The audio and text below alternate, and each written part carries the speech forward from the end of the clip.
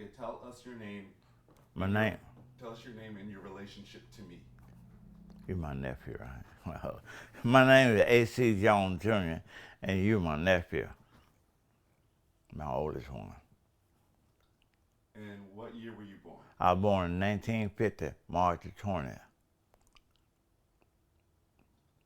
Let's talk about the new Roxy for a little bit. What made the new Roxy unique to you?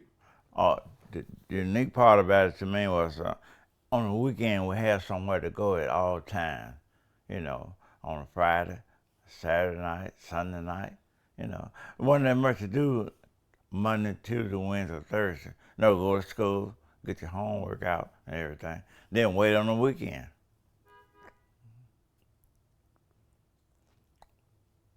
And what was your favorite movie at the new Roxy? Well, my favorite movie at the New Roxy, I'd say, would be James Brown when he came out with the show, the movie and everything. You know, it was James Brown. Then I like Godzilla and all of them too. I like a lot of frightening movies and stuff. So action movies or Action movie, well, you know, sci-fi? be Western like that. Why did you go to the new Roxy? Why was it your movie theater? Because it's the only one that back in that day that blacks could go to. You know, to go and see the movie, go and enjoy yourself at the movie, take your girlfriend to the movie and stuff like that.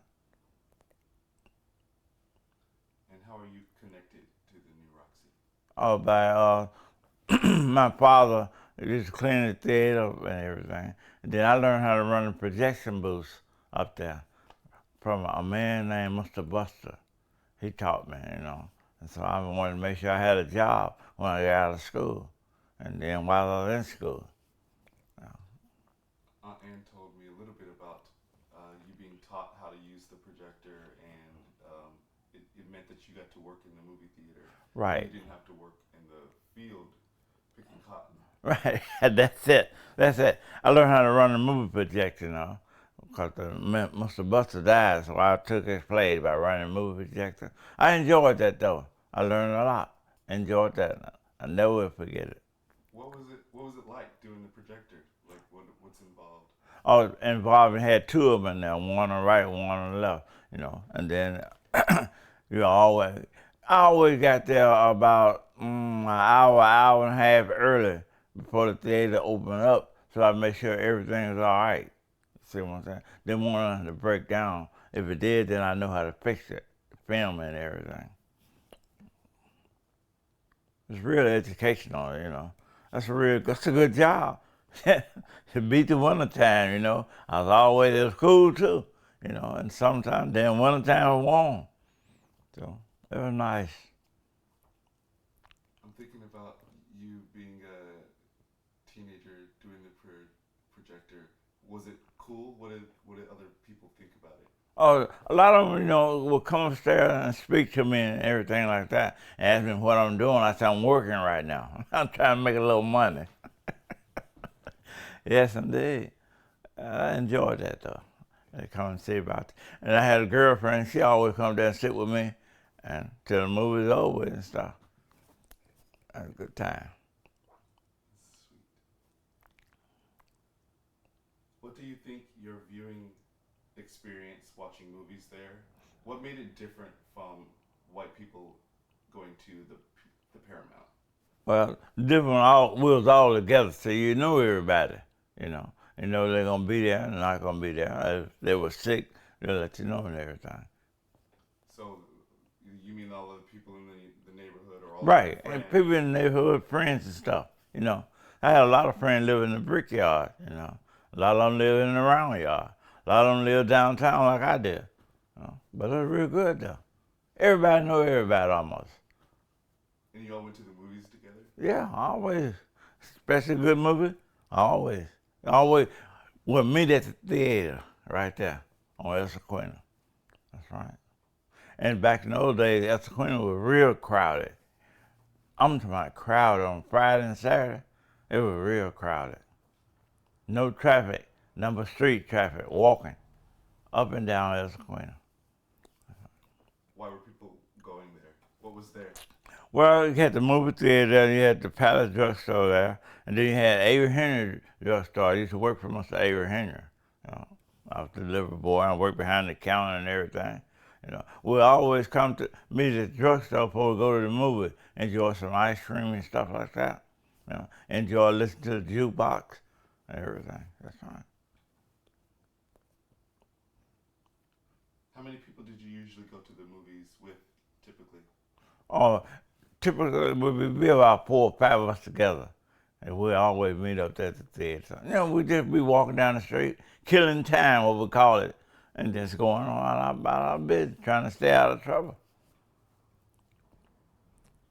Around what time was the typical time that you guys went to the movies? Well, the movie started at 2, so we usually get there about 1:30 or 1 o'clock, just stand around, you know, waiting on the movies. Start selling tickets to go inside to the movie just now, to watch the movie. How many did you watch? Huh? How many did you watch? Oh, we always had 2 movies called Double Feature, you know. Always had 2 movies to watch. Yeah. So the new Roxy was part of your social life. Right, it was part of my social life. You know, like I said, to go and meet and enjoy yourself. Enjoy people that's around you and stuff, you know. That's all about it. What was the best part about going to the new Roxy with other black people? Like I said, we'll be talking to each other, learn, you know, being gossiping, I tell you, just gossiping a little bit. But it's real nice, though. Real nice. You didn't think you could do that at the other theater? No, no, no, no. No, you talking about the Paramount? Paramount. Yeah. Well, you know, you had to, Paramount, if you want to see the movie, black people had to go back in the back there, go upstairs on the outside, you know, and to come to the movie. That's the Paramount. But see, the Roxy, you know, you just walk right through the front door and everything. How'd that make you feel? It made me feel good when I go to the Roxy. I didn't have to go upstairs. Never did. I went to the Paramount Theater one time. I said, I'll never go back there no more. I never have been back there. Why did you not go back there ever again? Because, you know, just the idea of just walking in the back, you know, we had to sit upstairs. We get ready to go to the bathroom, so we had to come back down. See what I'm speaking about? Then that's interrupting the movie. What was the upstairs like? Oh, it was all right now. I'll admit that. It was all right, but it's the idea. You know, you couldn't sit downstairs. You had to go upstairs. And then you had to go around, you know, outside, go back outside to go upstairs. And then, you know, it'd be cold like that sometimes. So I never did go but one time. That makes me think about buying tickets. Like, did you buy tickets from the same counter? Yeah, you bought tickets from the same counter. But when you bought that ticket, you had to turn around and go back up the stairway to go in. So you were right at the front door and you couldn't? No, could not go in. Not in the front. Had to go around to the back. Go upstairs.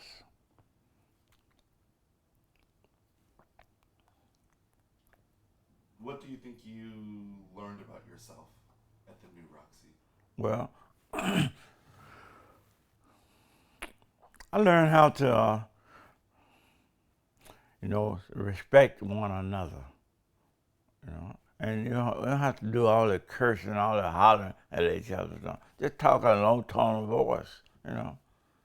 Sometimes we start laughing loud, especially in the theater. Then we have Miss Bobby come down with a flashlight shining. You all be quiet now. Somebody else want to hear the movie beside you all. So that's what we done. Real nice though. Esther Quinn was real good though. You know, that quality cleaning where my daddy used to work at. You know, he was the boiler man. He used to get up in the morning time, whether it rain, shine, sleet, or snow. He had to light the boiler. What I mean by that, to make sure the water's hot and everything for the steam and press and everything. So he was there first thing in the morning, all the time.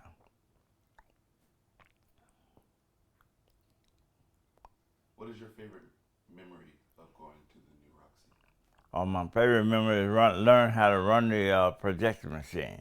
And that was real good. I learned. That was something I did, Wanted to. I did it. That was my favorite at all time. I had to, like I said, I had to make sure I get my homework out before I go up there to the movie projector. Make sure I had all my homework done and everything. Then I walk up there, like I normally do. Meet some friends, be walking. But when it was time for me to go to work, then it was time for me to go to work. And I had to go up there and be messing off time, because I couldn't mess up that equipment because I couldn't pay for it. So I had to make sure I was right. And I want to talk to somebody, I'll talk to them out in the aisle there, I come down out come out the booth, what I call it. And I sit down and talk to them, and I say, hey, I got to catch this movie there. I had, when time to change reels from 1 to 2, then you got a little bell that'll go off when it get low. So they give me my signal to go there and start the other machine up. That's that. Sounds like an amazing job. Yeah. Super important. A lot of responsibility. Thank you. And you're quite proud of it. That's great. Very proud of it, Yeah, real nice. Like I say, it's back in those days. A young man I had a job, I had a job, I had money. I didn't want to go to the cotton field. I'll be honest with you, man. That chopping that cotton, picking that cotton. I could never pick no more than 100 pounds of cotton. My older sister Ann used to pick 200 pounds. Made me mad. I got angry. I said, I'm gonna get out of this field. I got out too. I remember one time going out to the field, chopping cotton, right? Went out there chopping cotton and everything. Now I'm gonna show you. Went to the field, Johnson grass, tall as I am now, and the cotton was real low. So the man said, make sure you chop all the grass, don't chop them cotton down or nothing. Okay. I got angry, I tell no lie. What I did, I just stopped chopping cotton and grass and everything else. Got to the end of the row, the man said, hey, take him, put him on the bus. That was it. That's when I came out the field. It was rough, man. It was rough out there. And the sun was hot. Man, it was hot. And then the only time you had some shade tree when you got to the end of the row.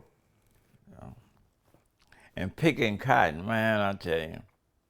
Had to drag that 10-foot sack, put the cotton in and everything. Well, I stopped that by being the mule boy. What I mean by the mule boy, I was on a man's property out there. I had the job called the mule boy. What I did, that mule know when it's time to quit and everything. So I went out there and got that mule and everything, rode and stuff, and the people holler, mule boy. So you ride the mule there, pick up the sack, take it to the weighing station right there, what they had out there, with the trailer and everything. They dumped it and everything, weighed and everything. Man, got the mule, went on back. A day's work out there. It was too much for me though. Chopping and picking cotton. You said Auntie Ann picked about 200 pounds. She told me yesterday that she wasn't good at it. She was good. And used to make you mad out in the field. She made me mad out in the field one time. So she and I was chopping cotton, and she was messing with me. So what I done, I got a whooping though. What I done, I chopped her by the ankle. Oh boy, I got a whooping out there in the field out there with cotton stalk. Man, be hurting too. Cotton stalk be hurting. Yeah.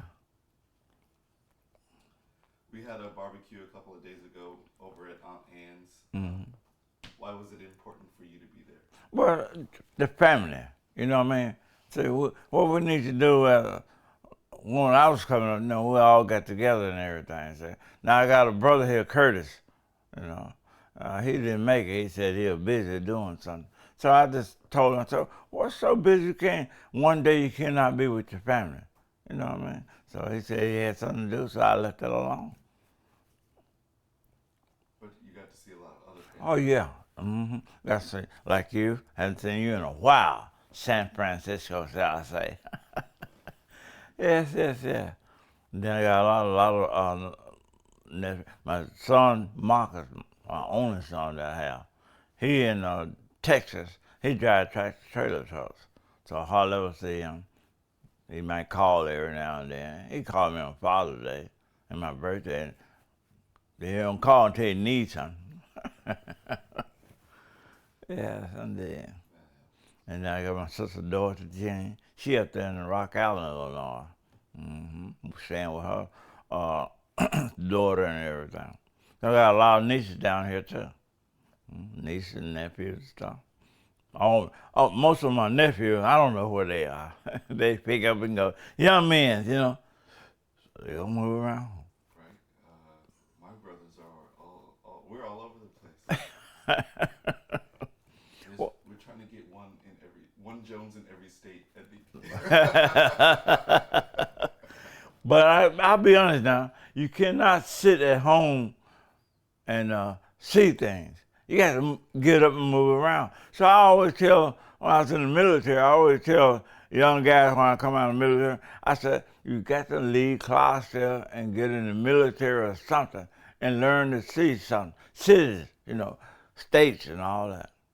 So it's more than just Clarksdale, Mississippi, you know what I mean? It's more than just Mississippi and Alabama and Louisiana. That's close by. But see, you got to go to New York, California. Oh, definitely California. I spent 1 year out there when I was in the Marine Corps. That's when my first daughter was born, Jacinta Terrell Jones. She was born in Camp Pendleton, California. Yeah. And you got to see her and her kids at the park. Right. I saw her kids, my grandkids and all of them. Yes, indeed. And my grandson picture, he graduated this past year. Right there. That's the picture of it on the couch. You want me to get it for you? Oh, yeah, please pass it.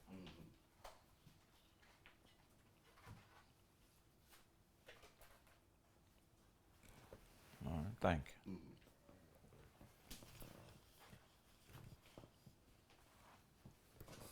Yeah, this is my grandson, Terrell. Just a little bit. Oh. There you go. Yeah, it's my grandson, Terrell, right here. He graduates. You want to keep it? Yeah.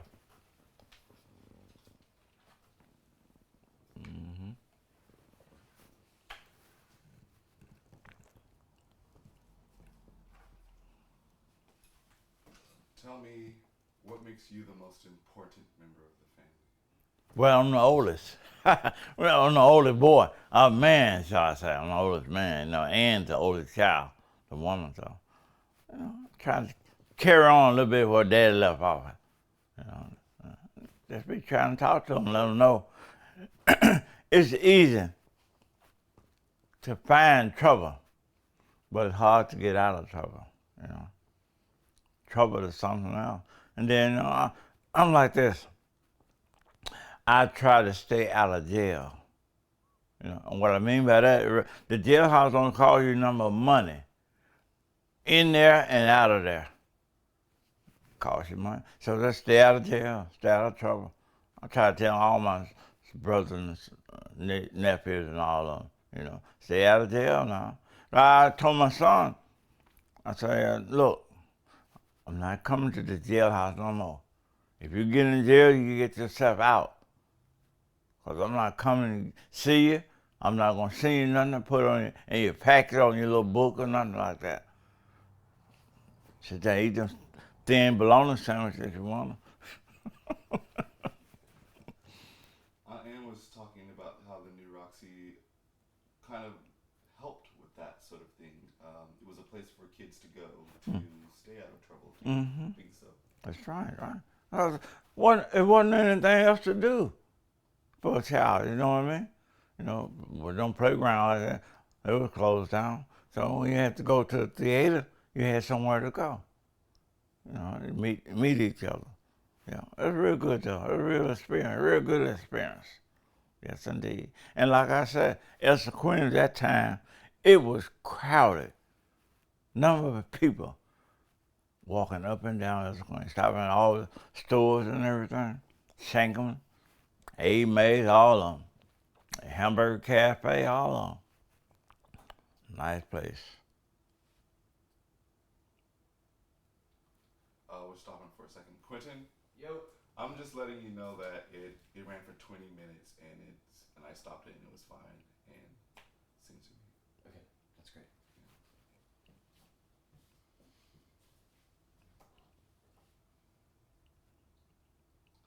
Tell me your favorite story about Clarksdale. Something fun or interesting that happened to you here.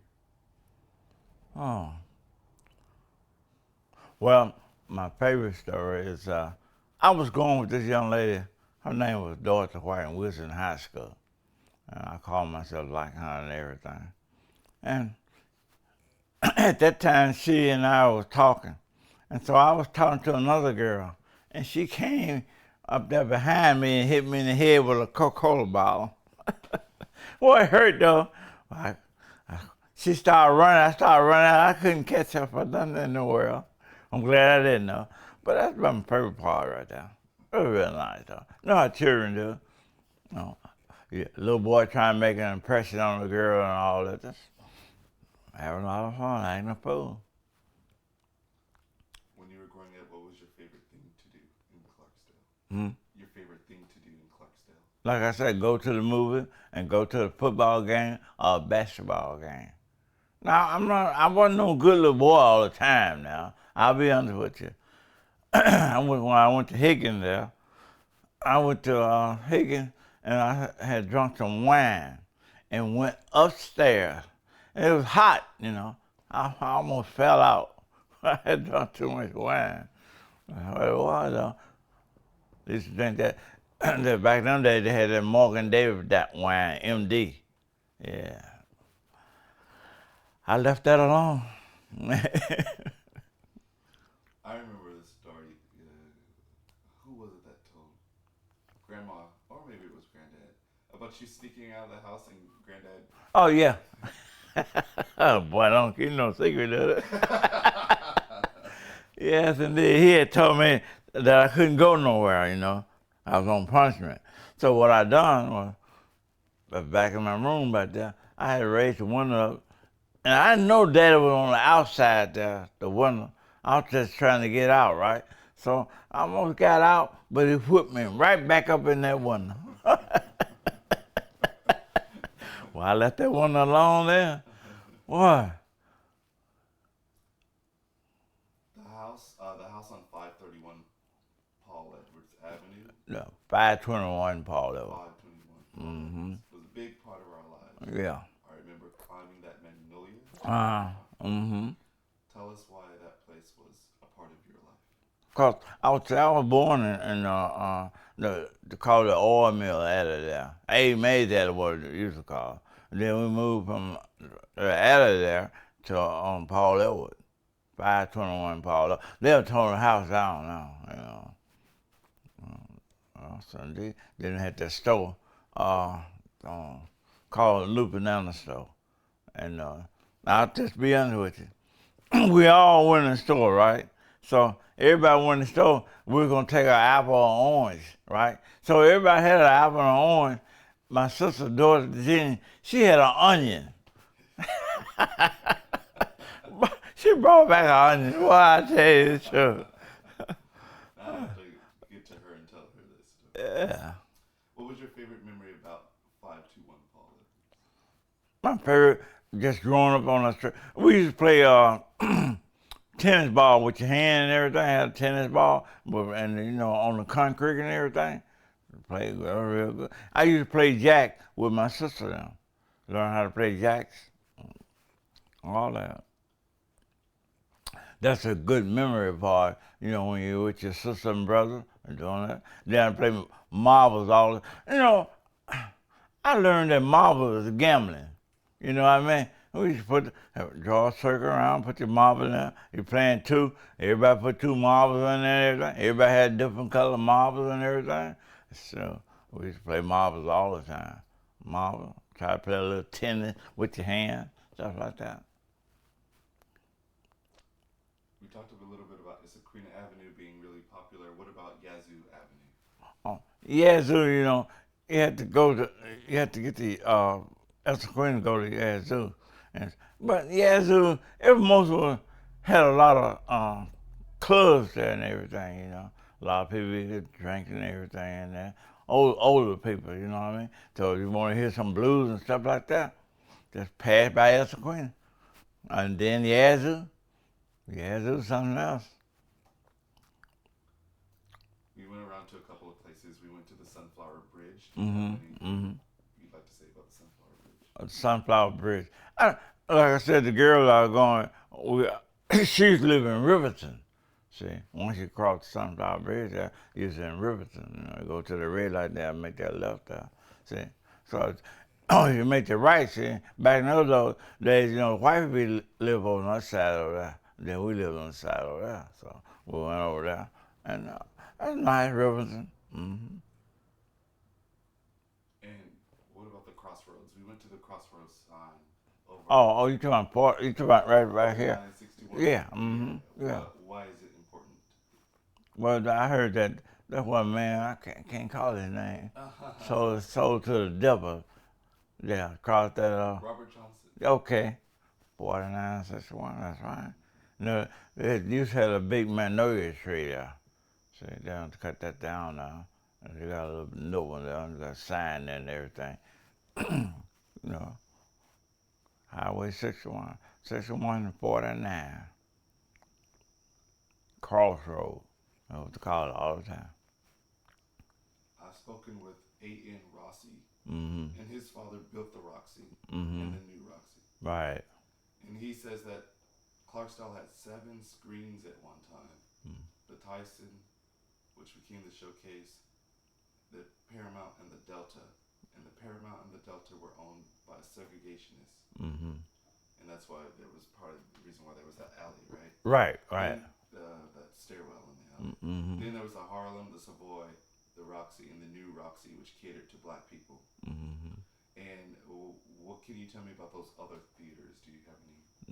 No, I would, those right. I don't remember all those, see. I don't remember all those. Okay. Like I said, the only one I remember was the New Roxy Theater and the Paramount. Those are the only one I remember. And you worked at the new Roxy, so you didn't want to go to any other theater? No, I was satisfied. We're going to talk a little bit about segregation and just explain, help me understand segregation and what is it exactly? Well, to me, black had to go to one school and white had to go to the other school. So, and when I was, they were not going to school together when I left here and went to the military. You see what I'm saying? I left here, I still went to Higgins right there. And I graduated from Immaculate Conception, which is a Catholic school and a Catholic church and everything. That's why I did mine. Was it segregated? Oh, yeah. Mm-hmm. Where was that church located? I can't even call it. Right here on, I can't even call the street now. But it's about 3 blocks from here. And I live on Lincoln. Yeah, about 3 or 4 blocks. Make a left-hand turn there. About a block or 2 before you get to Double Quick. And make a left-hand turn at the stop sign there. And go down there about half a block and look to your right. That's the Immaculate Conception, the one I graduated from. Mm-hmm. Hey Daryl, do you hear that? Is it a cricket or something? Yeah, I do hear that now. Yeah, it started like maybe a minute or so ago. Oh. Is it coming from the outside or inside? I can't tell. It sounds Well, when I took my headphones off, it sounded like it's a bug. Oh, that's a cricket. Yeah, it's a cricket. Yeah. Is it in the house or out of the house? It's outside. Outside there. Can't find it. Nothing we can do about it. No, unless you want to go stomp around it. By the time you get back, he'll start Do again. you think you're hearing it in the loft? I am totally not hearing it in the loft, but I do hear it. Okay, Yeah. well, I mean, as long as you're not hearing the loft, that's the important part. Let me check to make sure. See, you hear him now.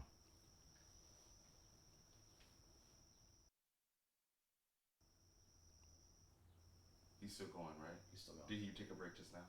Took just a quick break. Then yes, I totally hear him in the loft. Okay. Yeah. Do you have the loft separated from the Other two, studio? yes. Yeah, okay. Mm-hmm. Alright, yeah, I don't know. You're just gonna have to live with that, unfortunately. All right. Maybe with it being steady, it could be taken out. He's not steady. His pitch is shifting and stuff. Is it okay? You have a better ear for sound. Yeah. I mean, I can try stomping around. Can't hurt. I don't want to waste too much time on it because I know you got to get floating on. I just want to make sure you heard that. Yeah. Thank you. I appreciate it. I'm surprised he's out in the middle of the day. I'm seriously. Is it somebody's car? Like, what is that?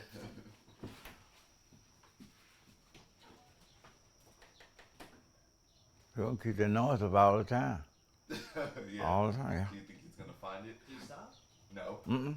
I don't hear him at all out here. Okay. Come check around this house then. You're not in the house, they're on the outside. There'll be a lot of them out there. It's crazy. All right. I don't know, man. Okay. So you heard the noise.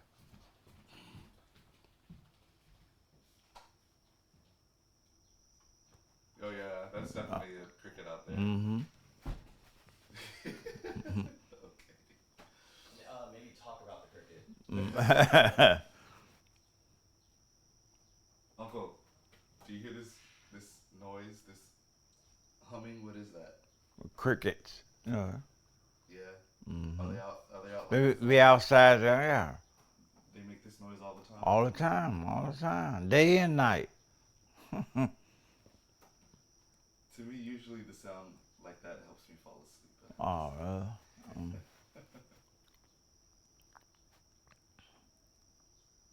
What was the best time to go to the movies?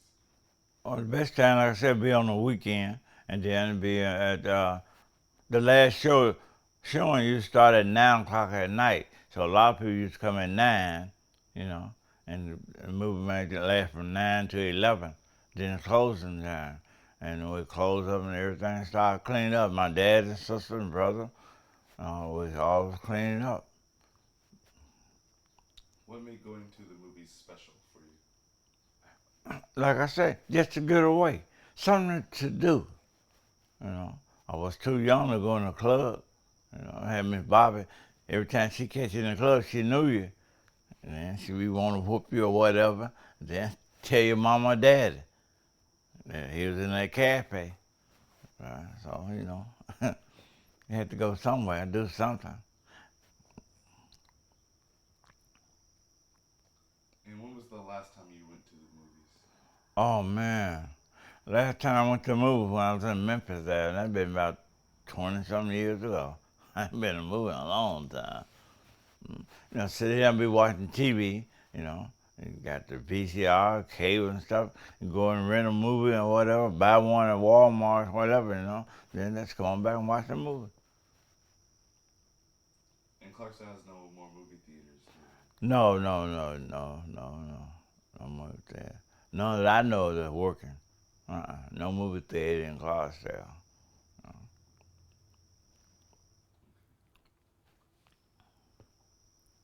All right, that's a wrap. Okay. Thank you. I enjoyed it.